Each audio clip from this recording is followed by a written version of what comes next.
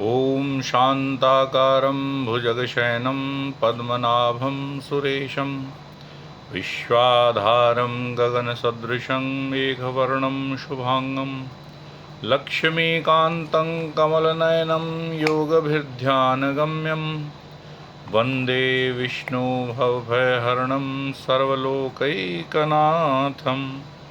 नमो स्वनन्ताय सहस्रमूर्तये सहस्रपादाक्षिशिरोरुवाहवे सहस्रनाम्ने पुरुषाय शाश्वते सहस्रकोटियुगधारिणे नमः। बोलिए विष्णु भगवान की जय। आज इस गरुड़ पुराण की 10वीं श्रृंखला 10वें पुष्प में आप सबका स्वागत है। आज इस 10वें अध्याय में हम लोग सुनेंगे कि मृत्यु के पश्चात किस प्रकार के कार्यों को करना चाहिए। जब किसी व्यक्ति की मृत्यु हो जाती है तो उसका दाह संस्कार किस प्रकार किया जाता है और किस प्रकार पिंड इत्यादि दिए जाते हैं दाह संस्कार से पहले। एक और विशेष चीज़ कि पंचकों में दाह संस्कार किस प्रकार किया जाना चाहिए और दाह संस्कार होने के पश्चात क्या क्या कार्य किए जाने चाहिए, और विशेष परिस्थिति में किसी की मृत्यु हो और विशेष परिस्थिति कोई हो तो विशेष परिस्थिति में किस प्रकार से दाह संस्कार किया जाता है, वो सब इस अध्याय में आज हम लोग श्रवण करेंगे। गरुड़ जी भगवान से पूछते हैं कि हे प्रभु, अब आप पुण्यात्मा पुरुषों के शरीर के दाह संस्कार का विधान बतलाइए और यदि पत्नी सती हो तो उसकी महिमा का भी वर्णन कीजिए। तब शिव भगवान कहते हैं कि हे गरुड़, जिन अंतिम कृत्यों को करने से पुत्र और पौत्र पिता के ऋण से मुक्त हो जाते हैं उसे मैं तुम्हें बतलाता हूँ, सुनो। बहुत से दान देने से क्या लाभ, माता पिता की अंतिम क्रिया भली भांति करे, इसी से पुत्र को अग्निष्टोम यज्ञ के समान फल प्राप्त हो जाता है। तो जीवन में बहुत सारे दान पुण्य करे लेकिन माता पिता का अंतिम कृत्य न करे तो भगवान कहते हैं वो उचित नहीं है। अगर किसी ने अनेक प्रकार के दान नहीं दिए परंतु अपने माता पिता की अंतिम क्रिया उसने भली भांति की, विधि विधान से की, तो उसको बड़े बड़े यज्ञों के समान फल प्राप्त हो जाता है। अग्निष्टोम यज्ञ के समान उसे फल प्राप्ति होती है। माता पिता की मृत्यु होने पर पुत्र शोक का परित्याग करके सभी पापों से मुक्त प्राप्त करने के लिए समस्त बंधु बांधवों के साथ उसे मुंडन कराना चाहिए। यहाँ मुंडन कराने का विशेष रूप से विधान बतलाया गया है कि यदि घर में माता या पिता या अन्य किसी की भी मृत्यु होती है तो विशेष रूप से केश का दान करना चाहिए, अपने बाल मुड़वाने चाहिए। माता पिता के मरने पर जिसने मुंडन नहीं कराया वह संसार सागर को तारने वाला पुत्र कैसे समझा जाए। अर्थात धिक्कार है ऐसे पुत्र पर जो माता पिता के मरने पर भी मुंडन न कराए। कहते हैं ऐसे क्या पाप कर्म किए कि ऐसी संतानें आजकल हो रही हैं जो माता पिता के मरने पर मुंडन तक नहीं कराते, बाल तक नहीं उतरवाते और साथ ही चाहते हैं कि 3 से 4 दिन में ही सारी प्रक्रिया समाप्त करके और उनसे पिंड छुड़ा लिया जाए। तो आजकल जब तक जीवन है तब तक सब कुछ ठीक है, मृत्यु के बाद एक दिन भी किसी के लिए शोक व्यक्त करना नहीं चाहता, 3-4 दिन में ही सारी प्रक्रिया समाप्त करके हाथ जोड़ लेना चाहते हैं। तो मेरा सबसे आग्रह है कि माता पिता के मरने पर मुंडन अवश्य कराना चाहिए। नख और कांख को छोड़कर मुंडन कराना आवश्यक है। आवश्यक क्यों है? क्योंकि कहते हैं केशों में काम का वास होता है और काम एक बहुत ही प्रबल शत्रु है। किसी भी धार्मिक कृत्य को बीच में विघ्न डालने के लिए काम बहुत प्रबल शत्रु कहा गया है। इसलिए केश का दान अवश्य करना चाहिए, बाल अवश्य मुड़ाने चाहिए। इसके अतिरिक्त केशों में पाप का भी वास हो जाता है तो इसलिए अपने बालों को अवश्य उतरवाना चाहिए। इसके बाद समस्त बांधवों सहित स्नान और श्वेत वस्त्र धारण करके जल लाकर उस जल से शव को स्नान कराना चाहिए। अंतिम यात्रा से पूर्व शव को स्नान कराना चाहिए और चंदन अथवा गंगा जी की मिट्टी के लेप से तथा मालाओं से उसे विभूषित करना चाहिए। यानी या तो चंदन से या गंगा जी की मिट्टी यदि मिले तो उससे उस शव को विभूषित करना चाहिए।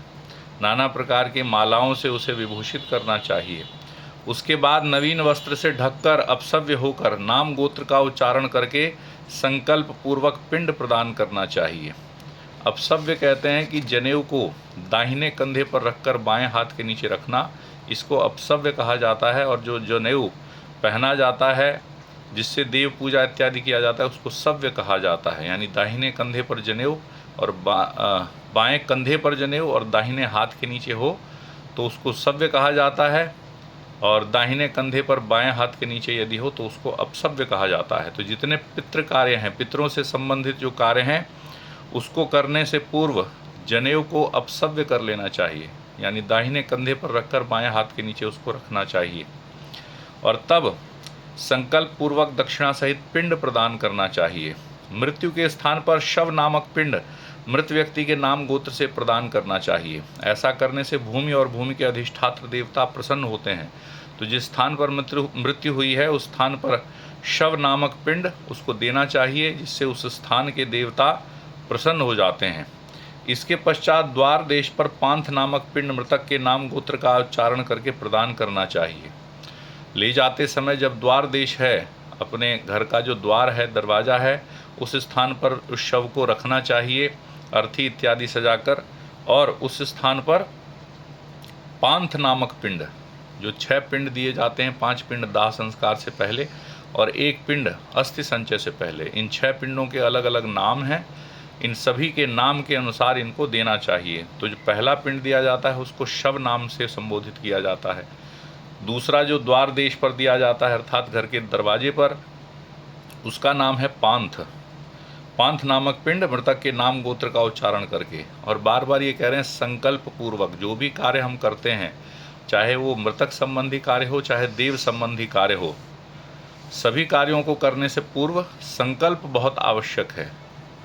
किसी भी कार्य को हम किस उद्देश्य से कर रहे हैं, क्यों कर रहे हैं, इसका वर्णन जब तक नहीं किया जाता, जब तक इसका उच्चारण नहीं किया जाता, तब तक उस कर्म का फल प्राप्त नहीं होता। तो इसलिए कोई भी कार्य हो तो संकल्प बड़ा आवश्यक है।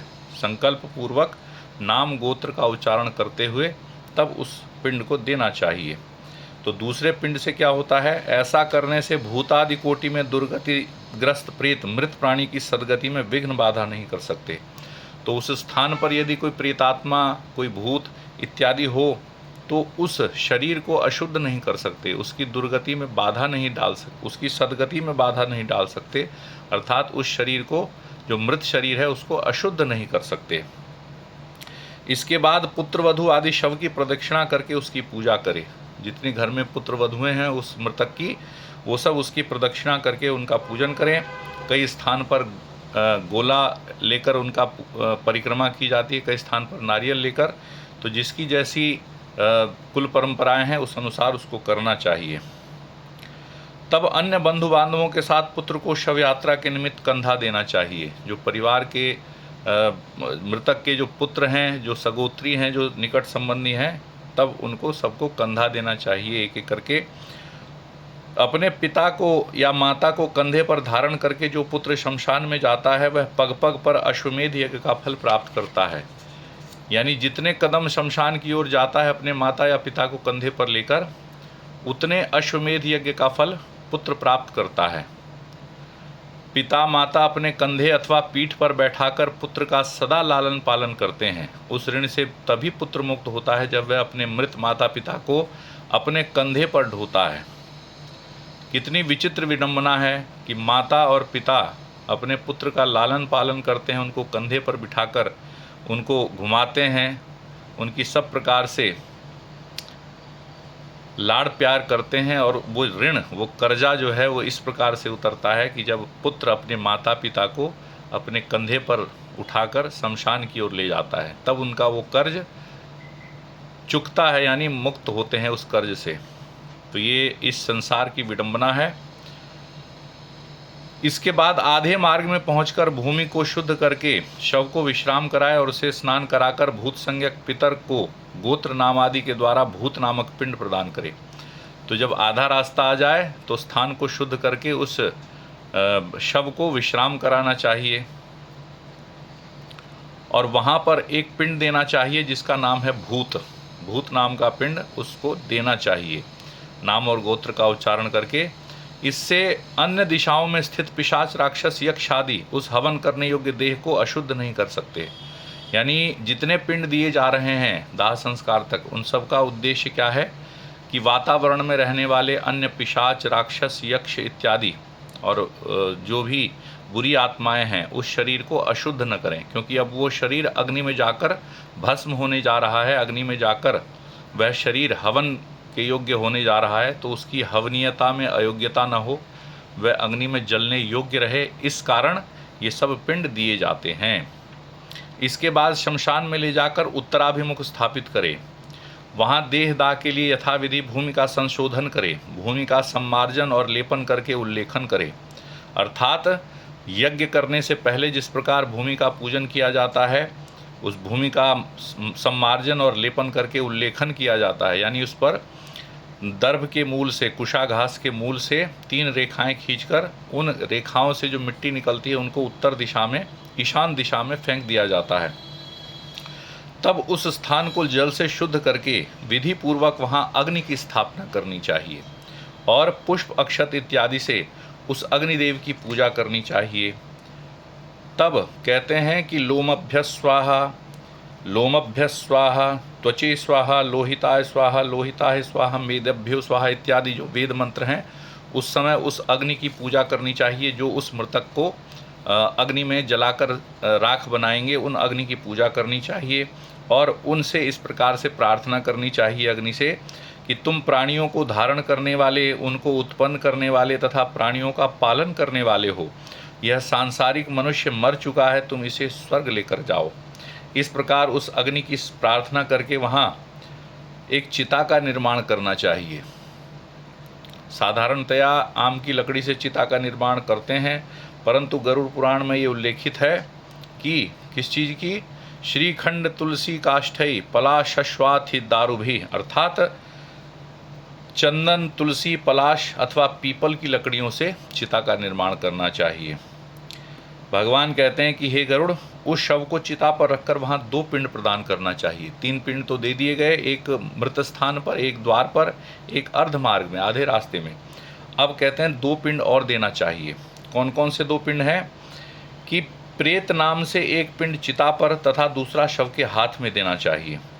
जब शव को चिता में रख दिया जाता है तब कहते हैं उसमें प्रेतत्व आ जाता है, उस शव में प्रेतत्व आ जाता है। तो विद्वान लोग क्या कहते हैं कि जो पिंड चिता पर दिया जाता है उसको साधक के नाम से संबोधित किया गया है, और जो शव के हाथ में दिया जाता है उस शव का नाम रखा है उन्होंने प्रेत। तो प्रेत नाम से शव के हाथ में और चिता पर साधक नाम से पिंड प्रदान करना चाहिए। इस प्रकार 5 पिंड प्रदान करके शव में आहुति की योग्यता संपन्न होती है, अर्थात अब वो अग्नि में स्वाहा होने के लिए बिल्कुल तैयार है, उसको अग्नि में जलने के योग्य है वो। अन्यथा शमशान में स्थित राक्षस, पिशाच, यक्ष आदि उसकी आहुति योग्यता के उपघातक होते हैं। बार बार इस चीज़ को बताया गया है कि जो शव अग्नि में जलने जा रहा है उसकी जलने की योग्यता न समाप्त हो, इसलिए ये सब पिंड दिए जाते हैं। प्रेत के लिए 5 पिंड देकर हवन किए गए उस अग्नि को तिनकों पर रखकर यदि पंचक न हो तो पुत्र अग्नि प्रदान करे। तो अब उस शव में, उस चिता में अग्नि प्रदान करनी चाहिए यदि पंचक न हो तो। पंचक में किसी की जब मृत्यु होती है तो उसका फल अच्छा नहीं बताया जाता। जब भी किसी की मृत्यु होती है तो सबसे पहले हम पंडित जी से यही प्रश्न करते हैं कि पंचक तो नहीं चल रहे। तो कई लोगों को तो ये पता भी नहीं होता कि पंचक होते क्या हैं और पंचक में क्यों शव का दाह नहीं करना चाहिए। तो उस पर भी हम चर्चा कर लेते हैं कि पंचक होते क्या हैं। तो कहते हैं कि जो 5 नक्षत्र हैं उनको पंचक कहा जाता है। कुल 27 नक्षत्र हैं। चंद्रमा प्रतिदिन एक नक्षत्र का भोग करते हैं, अर्थात जो चंद्रमा का महीना है वो 27 दिन का होता है और 27 दिन में प्रतिदिन एक नक्षत्र चंद्रमा आगे जाते हैं। इन्हीं 27 नक्षत्रों में अंतिम जो 5 नक्षत्र हैं उनको पंचक कहा जाता है। इनके नाम हैं धनिष्ठा, शतभिषा, पूर्वा भाद्रपद, उत्तरा भाद्रपद और रेवती। ये 5 नक्षत्र पंचक कहे जाते हैं। इनमें जो धनिष्ठा है उसका आधा भाग ही लिया जाता है, यानी कहें तो वास्तविक रूप में 4.5 नक्षत्र होते हैं, लेकिन 5 कहे जाते हैं क्योंकि आधी धनिष्ठा जब तक बीती नहीं है तब तक पंचक प्रारंभ नहीं माना जाता। तो धनिष्ठा का आधा भाग, उसके बाद शतभिषा, पूर्वा भाद्रपद, उत्तरा भाद्रपद और रेवती, इन 5 नक्षत्रों को पंचक कहा जाता है। पंचक में जिनका मरण होता है उस मनुष्य को सद्गति प्राप्त नहीं होती। पंचक शांति किए बिना उसका दाह नहीं करना चाहिए, अन्यथा अन्य की मृत्यु हो जाती है। धनिष्ठा के आधे भाग बीतने के उपरांत रेवती तक 5 नक्षत्र पंचक कहे जाते हैं, और इन पंचक में जो व्यक्ति मरता है वह दाह के योग्य नहीं रहता, उसका दाह संस्कार नहीं करना चाहिए, क्योंकि दाह करने से परिणाम शुभ नहीं होता। इन नक्षत्रों में जो मरता है उसके घर में कोई हानि होती है, पुत्र और सगोत्रियों को भी कोई विघ्न होता है। तो जो लोकोक्ति है उसके अनुसार कहते हैं जो पंचक में मरता है वो अपने साथ 5 लोगों को लेकर जाता है, यानी 4 और लोगों की मृत्यु की संभावना बनी रहती है। इसलिए कहा गया है कि पंचक में दाह संस्कार नहीं करना चाहिए। किंतु यदि किसी की मृत्यु पंचक के आरंभ में ही हो जाए तो 5 दिन तक शव को कैसे रखा जाए। आजकल तो वैज्ञानिकों ने इस प्रकार के यंत्र बना लिए हैं कि बहुत दिनों तक किसी शव को रखा जा सकता है, किंतु ये सामाजिक रूप से अच्छा नहीं माना जाता कि काफ़ी दिन तक शव को रखा जाए। कुछ ऐसी भी परिस्थितियां हैं कि जिसकी मृत्यु हो गई है, उसके बच्चे विदेशों में रह रहे हों, तो उनके इंतज़ार में भी आजकल कई कई दिन तक शवों को रखा जा रहा है, परंतु ये उचित नहीं है। हमें रामायण में भी इस प्रकार की कथा सुनने को मिलती है कि जब राजा दशरथ की मृत्यु हो गई थी तो न राम लक्ष्मण वहाँ थे, न भरत शत्रुघ्न वहाँ थे, क्योंकि राम लक्ष्मण तो वन में चले गए थे और भरत शत्रुघ्न ननिहाल में थे। तो उन दोनों का जब तक आना नहीं हुआ भरत और शत्रुघ्न का, तब तक महाराज दशरथ की जो उनका जो शरीर था उसको नाना प्रकार के औषधियों के लेप से लेपकर और तेल की नाव में रखा गया था, जिससे कि वो शरीर गले ना, सड़े ना, उसमें दुर्गंध ना आए, इस प्रकार से।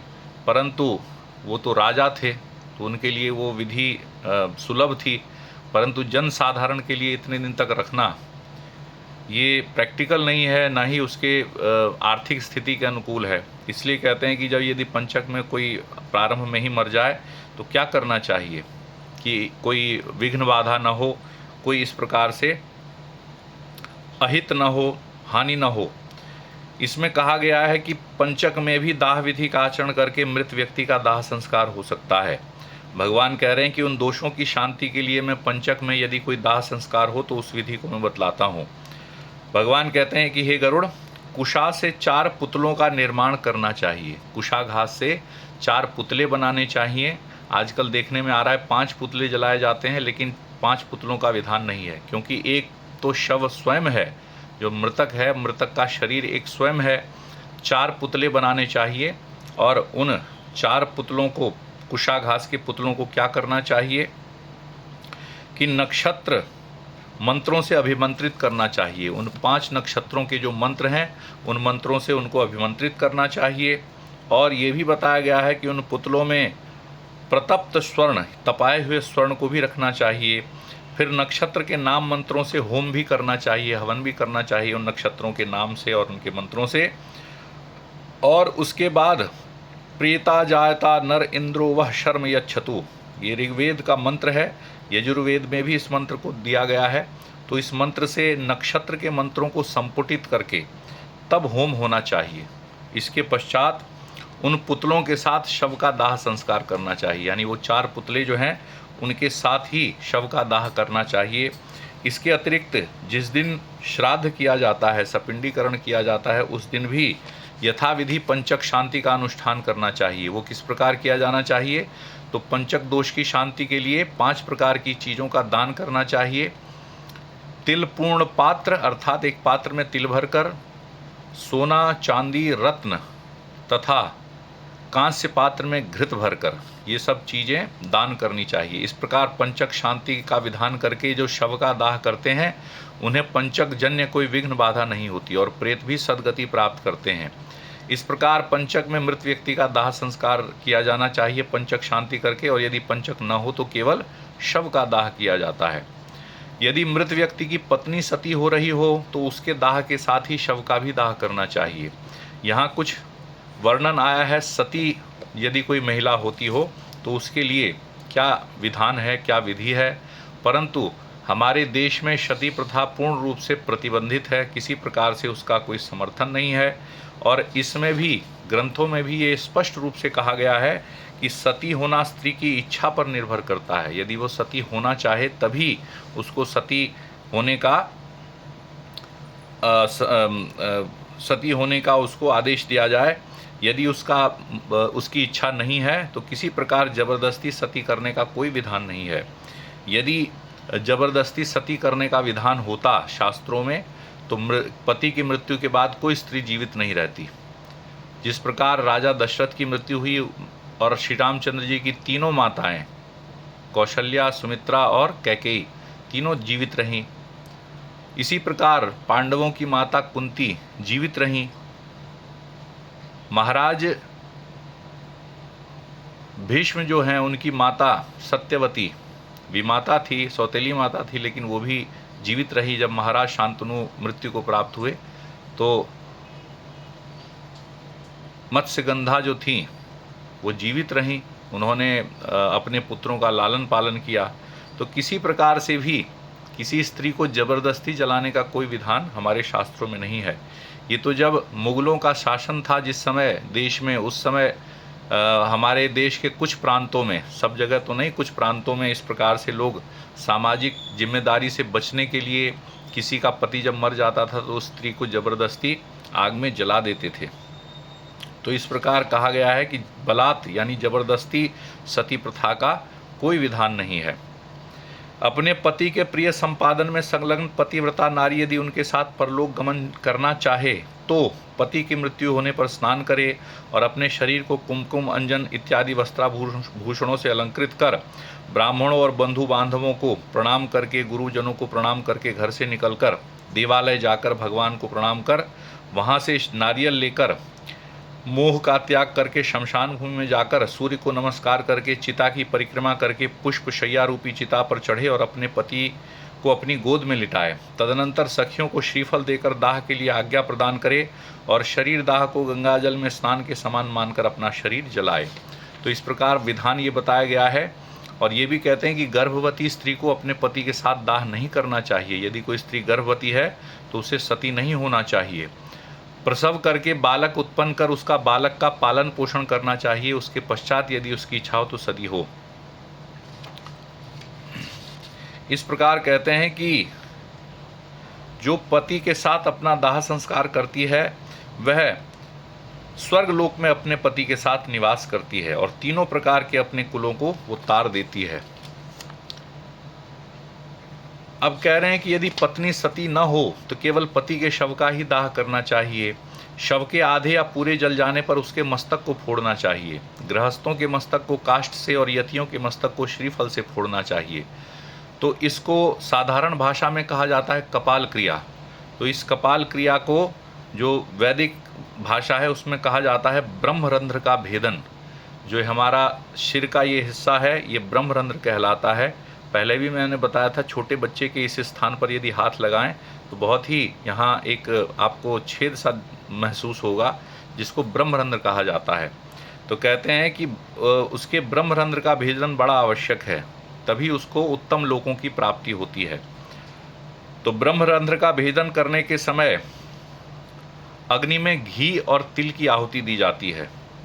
और ये कहा गया कि उस समय अग्निदेव की प्रार्थना करनी चाहिए कि हे अग्निदेव, तुम भगवान वासुदेव के द्वारा उत्पन्न किए गए हो, तुम्हारे द्वारा इसकी तेजोमय दिव्य शरीर की फिर से उत्पत्ति हो, इसलिए इसका शरीर जलकर तुम्हारा हवि हो, तुम प्रज्वलित हो जाओ। तो अग्नि में घी और जब डाला जाता है तो अग्नि प्रज्वलित होने लगती है और तेज हो जाती है। तो उस समय अग्नि की प्रार्थना करनी चाहिए कि तुम इसे स्वर्ग लेकर जाओ। स्वर्ग लोक में गमन करने के लिए ये ब्रह्मरंध्र का भेदन बड़ा आवश्यक बताया गया है। इस प्रकार तिल मिश्रित घी की आहुति जब देनी चाहिए उस समय जोर जोर से रोना चाहिए, जिससे मृत प्राणी सुख प्राप्त करता है। तो ये समय बताया गया कि इस समय खूब जोर जोर से रोना चाहिए, जिससे उस मृतक को शांति प्राप्त होती है, उस मृतक को बड़ी मन में एक चैन मिलता है। अन्य स्थानों पर रोने का विधान नहीं है। क्यों नहीं रोना चाहिए वो कल के अध्याय में हम लोग श्रवण करेंगे। किंतु मृत्यु के पश्चात परिवारजनों को रोने का निषेध किया गया। जब ब्रह्मरंध्र का भेदन हो जाए तो उस समय जोर जोर से रोना चाहिए, जिससे मृत प्राणी सुख प्राप्त करता है। जो आत्मा है मृतक की वो सुख प्राप्त करती है। दाह के पश्चात स्त्रियों को स्नान करना चाहिए, उसके पश्चात पुत्रों को स्नान करना चाहिए। इसके बाद मृत प्राणी के नाम गोत्र का उच्चारण करके उन्हें तिलांजलि देनी चाहिए। मृतक का नाम और गोत्र उच्चारित करके उसको जल में तिल मिलाकर अंजलि का दान करना चाहिए, जलांजलि देनी चाहिए। फिर नीम के पत्तों को चबाकर मृतक के गुणों का गान करना चाहिए। आगे आगे स्त्रियों को और पीछे पीछे पुरुषों को घर जाना चाहिए। तो अब बता रहे हैं कि जब दाह संस्कार संपन्न हो जाए तो पहले पुत्रों को स्नान करना चाहिए, फिर स्त्रियों को स्नान करना चाहिए। पहले स्त्रियों को स्नान करना चाहिए, उसके पश्चात पुत्रों को स्नान करना चाहिए, और फिर नीम के पत्ते चबाकर उनके गुणों का गान करना चाहिए, अर्थात मृतक के विषय में अच्छी अच्छी बातें करनी चाहिए। तो यहाँ ये स्पष्ट है कि स्त्रियों के शमशान में जाने पर कोई पाबंदी नहीं, कोई रोक टोक नहीं है। कहीं कहीं इस स्थान किसी किसी स्थान पर इस प्रकार से देखने में आता है कि स्त्रियां शमशान में नहीं जाती, लेकिन कई स्थान ऐसे भी हैं जहां स्त्रियां शमशान में जा सकती हैं। केवल वो जब चिता में अग्निदान होता है उस स्थान पर उनको जाने का निषेध किया गया है। बाकी शमशान तक स्त्रियां जा सकती हैं, और इससे यही स्पष्ट होता है कि शास्त्रों में भी इसकी आज्ञा है, क्योंकि वापसी के लिए स्त्रियों को बताया गया कि जब शव यात्रा जा रही हो तो पुरुष आगे स्त्रियां पीछे, और जब वहाँ से अंतिम संस्कार करके वापस आएँ तो स्त्रियों को आगे आना चाहिए, पुरुषों को पीछे रहना चाहिए। घर में आकर पुनः स्नान करके गोग्रास देना चाहिए, पत्तल में भोजन करना चाहिए। उस दिन घर का अन्न नहीं खाना चाहिए। जो मृतक स्थान है उस स्थान को लीपकर वहाँ 12 दिन तक रात दिन दक्षिणाभिमुख अखंड दीपक जलाना चाहिए। सरसों के तेल से वहाँ 12 दिन तक अखंड दीपक जलाना चाहिए, जहाँ मृत व्यक्ति को लिटाया गया हो या जहाँ उनके प्राण छूटे हों। शवदाह के दिन से लेकर 3 दिन तक सूर्यास्त होने पर शमशान भूमि अथवा चौराहे पर जाकर मिट्टी के पात्र में दूध और जल देना चाहिए। तो मिट्टी के पात्र में दूध और जल दिया जाता है। कई जगह कलश रखा जाता है, पीपल के पेड़ में बांधते हैं, लेकिन जिसकी जैसी प्रथा, जिसके जहाँ जिस प्रकार का परंपरा चली आती है उस प्रकार से उस कार्य को करते हैं। और मिट्टी और उस मिट्टी के पात्र में जल और दूध देने का तात्पर्य ये है कि उस समय उस मृतक की आत्मा की शांति के लिए वो चीज़ की जाती है, और उस समय उससे कहा जाता है कि तुम शमशान की अग्नि से जल रहे हो, अपने बंधु बांधवों के द्वारा त्यागे गए हो, परित्यक्त हो। यह जल और यह दूध तुम्हारे लिए है, इसमें स्नान करो और इसको पियो। तो उस मृतक को पीने और उसके स्नान करने के लिए दूध और जल दिया जाता है। जिन्होंने अग्निदान किया हो उनको चौथे दिन अस्थि संचय करना चाहिए। तो जो उचित व्यवस्था है वो चौथे दिन अस्थि संचय की है, लेकिन निषिद्ध वार तिथि का विचार करके निराग्निक को तीसरे अथवा दूसरे दिन अस्थि संचय करना चाहिए। तो अस्थि संचय कैसा करना चाहिए? अस्थि संचय का मतलब होता है अस्थियों को इकट्ठा करना, जिसे साधारण भाषा में हम कहते हैं फूल चुगना। तो मृतक की अस्थियों को इकट्ठा करने के लिए शमशान भूमि में जाकर वहाँ पर उस स्थान को, जो चिता स्थान है, उस स्थान को पहले दूध से सींचना चाहिए, फिर जल से सींचना चाहिए। तदनंतर उस स्थान पे जितनी अस्थियां हैं बची हुई राख में, उन सबको इकट्ठा करना चाहिए। उन अस्थियों को दूध से धोना चाहिए, जल से धोना चाहिए, और उनको मिट्टी के एक पात्र पर रखकर वहाँ पिंड प्रदान करना चाहिए। बार बार पिंड प्रदान करने के लिए कहते हैं क्योंकि मृतक का भोजन ही पिंड है। पिंड के द्वारा ही मृतक भोजन ग्रहण करता है, इसलिए बार बार पिंड प्रदान करने के लिए कहा गया है। और उन अस्थियों को इकट्ठा कर कर वहाँ ये भी बताया गया कि चावल पकाकर उसमें दही, घी तथा मिष्ठान मिलाकर यथाविधि बलि प्रदान करनी चाहिए प्रेत को, और फिर उस अस्थि को ले जाकर गंगा जी में विसर्जित करना चाहिए। जल और दूध से उन अस्थियों को धोकर कुमकुम का एक तिलक लगाकर विशेष रूप से उसको चंदन से लेपित करके, और उस अस्थि पात्र को हृदय से लगाकर, सिर से लगाकर उसकी परिक्रमा करके तब उसको गंगा जी में छोड़ देना चाहिए। तो गंगा जी में जिनकी अस्थियां 10 दिन के अंतर्गत चली जाती हैं, विसर्जित हो जाती हैं, उनका ब्रह्मलोक से कभी पुनरागमन नहीं होता। गंगा जल में मनुष्य की अस्थि जब तक रहती है उतने हजार वर्षों तक वो स्वर्ग लोक में विराजमान रहता है। तो गंगा जी का बड़ा यश है, बड़ा पवित्र यश है उनका। उन गंगा जी की धारा में यदि किसी मृतक की अस्थियां चली जाती हैं तो वो ब्रह्मलोक में चला जाता है, फिर से उसका इस धरती पर दोबारा जन्म नहीं होता, अर्थात उसका उद्धार हो जाता है। गंगा जी की लहरों को छूकर हवा जब मृतक का स्पर्श करती है तो उस मृतक के पातक उसी क्षण नष्ट हो जाते हैं। महाराज भगीरथ ने बड़ा तप किया था गंगा जी को पृथ्वी पर लाने के लिए। उनके 60,000 पूर्वजों को कपिल मुनि ने श्राप देकर भस्म कर दिया था। उन्हीं का उद्धार करने के लिए गंगा जी को पृथ्वी पर लाया गया भगीरथ जी के द्वारा, और उनका यश बहुत ही प्रसिद्ध है। जिन्होंने राजा सगर के पुत्रों को स्वर्ग में पहुंचा दिया, तो उन गंगा जी में किसी की अस्थियां यदि जाती हैं तो उसको स्वर्ग की प्राप्ति होती है। इसलिए पुत्र को अपने माता पिता की अस्थियों को गंगा जी में विसर्जित करना चाहिए। अस्थि संचय के पश्चात दशगात्र विधि का अनुष्ठान करना चाहिए। तो ये दशगात्र क्या है? दशगात्र है 10 दिन के जो विधान है, 10 दिन तक प्रतिदिन जब पिंड दिया जाता है। प्रथम और द्वितीय अध्याय में आपने सुना कि किस प्रकार दशगात्र के 10 पिंडों से उस प्रेत के शरीर का निर्माण होता है। जो जब मृत्यु के पश्चात शरीर से आत्मा निकलती है तो केवल एक अंगूठे के भर उसका नाप होता है, और ये दशगात्र के 10 पिंड उसके शरीर का निर्माण करते हैं जो 1 हाथ लंबा हो जाता है। और ये दोनों अंगूठे के बराबर भी और 1 हाथ लंबा भी जो शरीर होता है वो वायु रूपी शरीर होता है, जो हमारी आँखों से दिखाई नहीं देता। तो इस प्रकार दशगात्र से 10 पिंड दिए जाने पर उसका शरीर बनता है प्रेत का। अब कुछ विशेष परिस्थिति में यदि किसी की मृत्यु होती है तो उसका क्या दाह संस्कार का विधान है, इसके विषय में चर्चा की गई।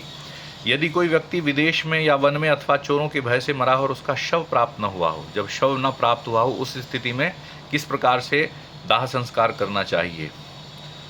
जिस दिन उसके निधन का समाचार मिले उस दिन कुशा घास का एक पुतला बनाना चाहिए और उस पुतले को ले जाकर जलाना चाहिए, जिस विधि से शव का दाह संस्कार होता है। और उस पुतले की जो राख है उसी राख को गंगा जी में विसर्जित करना चाहिए। तो इस स्थिति में जब शव प्राप्त न हुआ हो तो पुतले का दाह संस्कार करके उसी राख को गंगा जी में विसर्जित करके, और कहते हैं कि उसका जितना भी क्रियाकर्म है वो सब उसी दिन से आरंभ करना चाहिए जिस दिन सूचना प्राप्त हुई हो। तो सूचना प्राप्त होने वाला दिन ही उसकी मृत्यु की तिथि माननी चाहिए, ऐसा शास्त्रों में लिखा गया है। जितने भी आगे के कार्य हैं, अर्थात बरसी इत्यादि का कार्य है, वार्षिक श्राद्ध इत्यादि है, वो उसी तिथि में करना चाहिए जिस तिथि में सूचना प्राप्त हो। यदि किसी स्त्री की मृत्यु हो जाए और वो गर्भवती हो, गर्भ पूर्ण हो गया हो, तब यदि किसी स्त्री की मृत्यु हो जाए तो कहते हैं उसके पेट को चीरकर उस बालक को निकाल लेना चाहिए। यदि वो बालक जीवित हो तो उस बालक का पालन पोषण होना चाहिए, उस स्त्री का दाह संस्कार मृतक स्त्री का। और यदि वो बालक भी मरा हुआ निकले तो उस बालक को भूमि में गाड़ देना चाहिए। उस स्त्री के साथ उस बालक को नहीं जलाना चाहिए। उस स्त्री के शरीर को दाह संस्कार में उनका करना चाहिए। और कई स्थान पर यह विधान आता है कि बालकों के शरीर को भूमि में गाड़ा जाता है।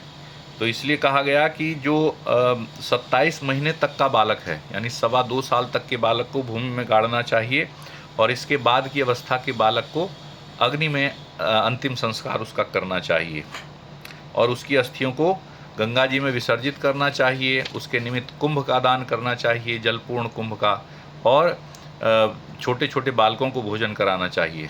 किसी का गर्भ यदि नष्ट हो जाता है, गर्भ में पल रहा बच्चा यदि मर जाता है, तो उस बालक के उद्देश्य से कोई क्रिया नहीं की जाती। और जो बच्चा 6 महीने तक का हो जाए उसके मरने पर दूध का दान करना चाहिए। मुंडन हो जाने पर जलपूर्ण घट का दान करना चाहिए किसी बालक की मुंडन के पश्चात यदि मृत्यु होती है। और चूड़ाकरण से पूर्व या 3 वर्ष तक की अवस्था का बालक यदि मृत्यु को प्राप्त हो जाए तो उसके लिए जलपूर्ण घट का दान करना चाहिए, खीर का भोजन कराना चाहिए।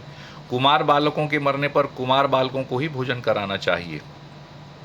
और यदि उपनीत अवस्था है, यानी यज्ञोपवीत संस्कार होने के बाद पौगंड अवस्था तक का बच्चा यदि है 10-12 साल तक का, तो उसके मरने पर उसी अवस्था के बालकों के साथ ब्राह्मणों को भी भोजन कराना चाहिए। 5 वर्ष की अवस्था से अधिक अवस्था के बालक की मृत्यु होने पर चाहे यज्ञोपवीत संस्कार हुआ हो अथवा न हुआ हो, पायस और गुड़ के 10 पिंड क्रमशः प्रदान करने चाहिए। पौगंड अवस्था के बालक की मृत्यु होने पर वृषोत्सर्ग तथा महादान की विधि को छोड़कर एकादशाह तथा द्वादशाह की क्रिया का संपादन करना चाहिए। पौगंड अवस्था कहते हैं जब बालक किशोरावस्था को प्राप्त होने वाला हो, उस अवस्था को पौगंड अवस्था कहते हैं। तो इस अवस्था तक के बालक के लिए सभी विधियां बताई गई हैं, केवल वृषोत्सर्ग और महादान नहीं करना चाहिए, बाकी सारी विधियां बताई गई हैं। कई लोगों का ये मत है कि जवान मृत्यु है या छोटे बच्चे की मृत्यु है तो ये सब कार्य नहीं किए जाने चाहिए, लेकिन शास्त्रों का ये मत है कि यदि इस अवस्था के बालक की भी मृत्यु हो तो सब प्रकार के जो विधि हैं उनको अपनाना चाहिए, उनको पूर्ण करना चाहिए, तभी उस प्रेत को सद्गति प्राप्त होती है। कई बार हम देखते हैं कि कई घरों में पितृदोष का प्रभाव होता है, कई घरों में कहते हैं कि बहुत अधिक कष्ट है तो उन्हीं को कष्ट प्राप्त होता है जो लोग इस प्रकार से मृतक का अंतिम कर्म नहीं करते, उनको वैसे ही छोड़ देते हैं। तो शास्त्रों के विषय में, शास्त्रों में जो चीज़ें दी गई हैं उनका पालन करना चाहिए हमें। पिता के जीवित रहने पर पौगंड अवस्था में मृत बालक का सपिंडन श्राद्ध नहीं होता। तो जो जो कार्य नहीं किए जाने चाहिए वो सब स्पष्ट कर दिया गया है शास्त्रों में कि यदि कोई किशोर अवस्था की, छोटी अवस्था की 10-12 साल के बच्चे की मृत्यु हो जाए तो वृषोत्सर्ग नहीं होता उसके निमित्त, उसका सपिंडन श्राद्ध नहीं होता, बाकी सारे कार्य उसके संपन्न किए जाते हैं। स्त्री और शूद्रों के लिए विवाह ही व्रतबंध स्थानीय संस्कार कहा गया है, अर्थात उपनयन के पूर्व मरने वाले सभी वर्णों के मृतक के लिए उनकी अवस्था के अनुकूल समान क्रिया करनी चाहिए। जिसने थोड़ा कर्म किया हो, थोड़े विषयों से जिसका संबंध रहा हो, कम अवस्था हो, कम देह वाला हो, मरने पर उसकी क्रिया अल्प होनी चाहिए। क्रिया में आप कटौती कर सकते हैं लेकिन विधि विधान में कोई कटौती नहीं होनी चाहिए, सारी विधियां पूर्ण करनी चाहिए। उनको हम सांकेतिक रूप से या कम रूप से कर सकते हैं लेकिन विधि कोई छोड़नी नहीं चाहिए। किशोर और अवस्था और तरुण अवस्था के मनुष्य के मरने पर, यानी किशोर अवस्था कहते हैं जब टीनेजर आयु के हैं, और युवावस्था यानी जो जवान बच्चे हो जाते हैं उनके लिए भी मरने के पश्चात शय्यादान, वृषोत्सर्ग, महादान, पददान, गोदान आदि समस्त क्रियाएं होनी चाहिए। सभी प्रकार के सन्यासियों की यदि मृत्यु हो जाए, अब यहाँ सन्यासियों के विषय में बताया गया है कि जिन्होंने सन्यास धारण कर लिया है, जिन्होंने अपने घर का परित्याग कर दिया है, छोड़ दिया है, और यदि उनकी मृत्यु हो जाए तो उनका दाह संस्कार किस प्रकार किया जाना चाहिए। सभी प्रकार से सबका दाह संस्कार बता दिया। अब सन्यासियों का दाह संस्कार किस प्रकार करना चाहिए वो श्रवण करें कि सभी प्रकार के सन्यासियों की मृत्यु होने पर उनके पुत्रों आदि के द्वारा न तो उनका दाह संस्कार किया जाना चाहिए, न उन्हें तिलांजलि देनी चाहिए और न उनकी दशगात्र आदि क्रिया ही करनी चाहिए। तो जब सन्यासी की मृत्यु हो जाती है तो उनके परिवार के लोगों के द्वारा उनकी कोई क्रिया नहीं की जानी चाहिए, ऐसा स्पष्ट आदेश है शास्त्रों का। क्योंकि शास्त्र ये कहते हैं कि दंड ग्रहण कर लेने, अर्थात संन्यास ग्रहण कर लेने से दंड ग्रहण करना होता है। तो दंड ग्रहण कर लेने के पश्चात नर ही नारायण स्वरूप हो जाता है, वह स्वयं नारायण के स्वरूप में हो जाते हैं। क्योंकि जब संन्यास ग्रहण किया जाता है तो व्यक्ति के द्वारा स्वयं अपना पिंडदान किया जाता है, व्यक्ति स्वयं अपना पिंडदान करता है और तब संन्यास ग्रहण करता है। तो कहते हैं कि त्रिदंड ग्रहण करने से मृत्यु के पश्चात उस जीव को प्रेतत्व प्राप्त नहीं होता, यानी जो संन्यास ग्रहण कर चुके हैं जब उनकी मृत्यु होती है तो प्रेत योनि में नहीं जाते, उनको प्रेतत्व प्राप्त नहीं होता। और ये जितने अनुष्ठान इत्यादि बताए गए हैं वो सब इसलिए बताए गए हैं कि मृतक की आत्मा प्रेत योनि में न जाए, उसको प्रेत योनि में जाकर कष्ट न भोगना पड़े। ज्ञानी जन तो अपने स्वरूप का अनुभव कर लेने के कारण सदा मुक्त ही रहते हैं, इसलिए उनके उद्देश्य से दिए जाने वाले पिंडों की उन्हें कोई आकांक्षा नहीं होती। तो जो स्वयं अपना पिंडदान करके सन्यासी बन जाते हैं तो उनको किसी प्रकार से पिंडदान की इच्छा नहीं होती कि कोई उन्हें पिंड प्रदान करे या कोई उनकी अंतिम क्रिया करे, वो तो सदा मुक्त रहते हैं।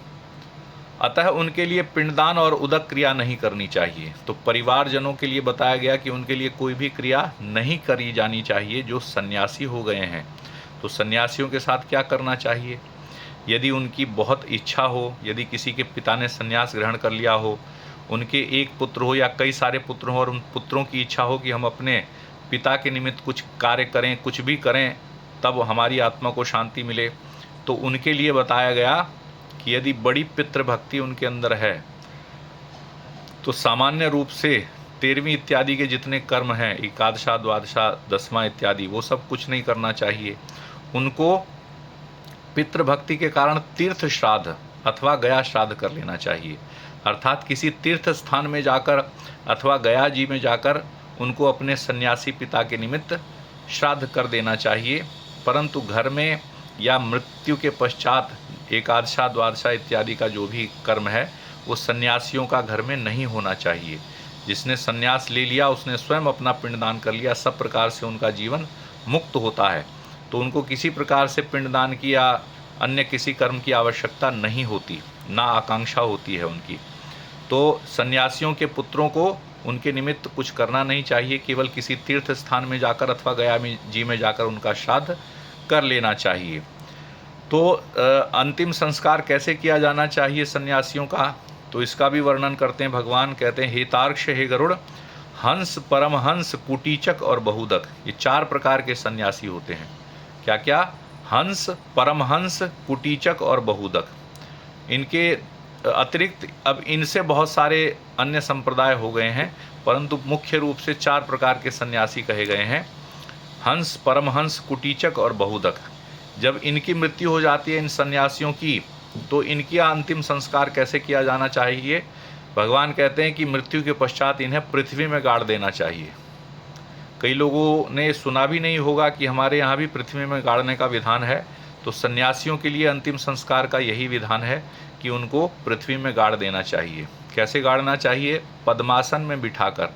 जिस प्रकार हम आसन लगाकर ध्यान लगाते हैं उसको पद्मासन कहा जाता है। तो ऐसे आसन में उनको बिठाकर तब उनको भूमि में गाड़ दिया जाता है। और ये कब किया जाता है? जब वहाँ कोई नदी ना हो। सबसे प्रमुख बताया गया सन्यासियों के लिए जल समाधि। ये तो भूमि समाधि है जिसके बारे में मैंने आपको बताया, परंतु जल समाधि सबसे उत्तम बताई गई कि उनके शव की अर्थी बनाकर उसको नाव में ले जाकर जल के मध्य में जाकर वहाँ उनको जल में समाधि दे दी जाती है। तो इसको जल समाधि कहते हैं। यदि वहाँ किसी प्रकार की कोई नदी हो तो उनको वहाँ नदी में ही जल समाधि देनी चाहिए। यदि आसपास कोई नदी नहीं है तो भूमि में गाड़ने का विधान है। अनेक जो बड़े बड़े मठ हैं जहाँ पर सन्यासी लोग रहते हैं, जहाँ महंत परंपरा चली आ रही है, वहाँ कई स्थान ऐसे हैं जहाँ आप देखेंगे कि पूर्व काल से जितने वहाँ महंत हो आए उन सब की समाधियाँ वहाँ उपस्थित होती हैं। उनको वहीं भूमि में गाड़ दिया जाता है, वहीं समाधि दे दी जाती है। तो इस प्रकार सन्यासियों को या तो जल में या भूमि में समाधि देनी चाहिए। इस प्रकार से सन्यासियों का अंतिम संस्कार होता है। तो इस प्रकार हमने इस अध्याय में दाह संस्कार के विषय में सुना, अंतिम संस्कार के विषय में सुना कि किस प्रकार किसका अंतिम संस्कार कैसे किया जाना चाहिए। तो इसी प्रकार सबका जो अंतिम संस्कार का विधान है, जिसका जिस प्रकार से दिया गया है उसी प्रकार करना चाहिए, जिससे कि मृतक की आत्मा को शांति प्राप्त हो, उसे मुक्ति प्राप्त हो। इस प्रकार गरुड़ पुराण के अंतर्गत दाहास्थि संचय कर्म निरूपण नामक 10वां अध्याय पूर्ण हुआ। इस 10वें अध्याय में दाह संस्कार और अस्थि संचय यानी फूल चुगने का जो भी विधान है उसके विषय में ये अध्याय था और ये अध्याय पूर्ण हुआ। बोलिए विष्णु भगवान की जय। श्री कृष्ण गोविंद हरे मुरारी, हे नाथ नारायण वासुदेवा। श्री कृष्ण गोविंद हरे मुरारी, हे नाथ नारायण वासुदेवा। हे नाथ नारायण वासुदेवा, हे नाथ नारायण वासुदेवा।